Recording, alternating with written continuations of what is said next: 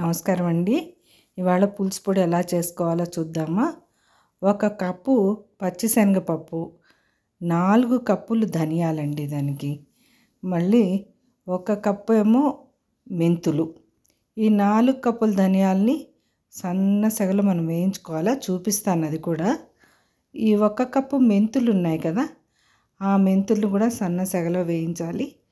పసుపు 1 స్పూను. మళ్ళీ సాంబార్ వేసేటప్పుడు పసుపు వేయక్కర్లేదు. ఇంగువ కూడా 1.5 స్పూన్ తీసుకున్నానండి. ఆ 1.5 స్పూన్ ఇంగువ, ఒక పెద్ద నిమ్మకాయ సైజు చింతపండు గింజలు లేకుండా శుభ్రం చేసి పెట్టుకోవాలి.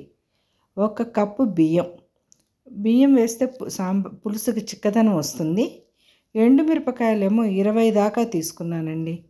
కొంచెం సాంబారు పులుసు అంటాం కదా, కారంగా ఉండాలి, దానికోసం.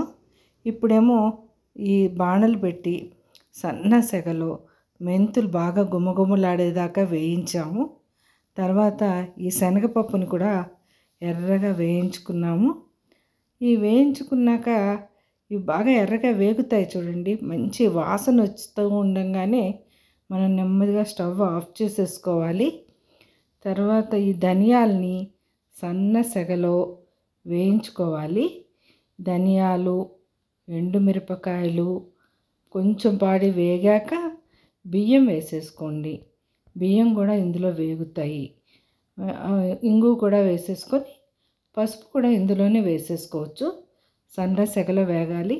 ఎండు కొబ్బరి ఉంటే ఒక 100 గ్రాములు పట్టే ఎండు కొబ్బరి కూడా వేసుకుంటే పులుసుకు మంచి రుచి వస్తుంది.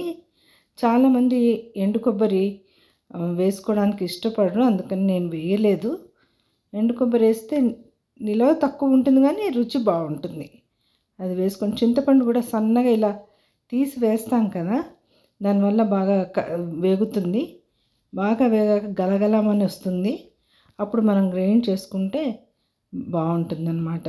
అప్పుడు చింతపండు వేయకపోయినా పర్వాలేదు, మనం టమాటో వేసుకుంటాం కదా కొంతమంది పులుసులో, కాబట్టి అవసరం ఉండదు.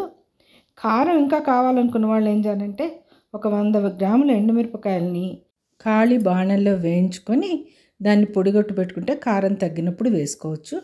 ఇప్పుడు అన్నీ వేసి గ్రైండ్ చేసి పెట్టేసాను, చూసుకోండి. ఈ పొడి సాంబార్ చేసేసుకుందామా మరి.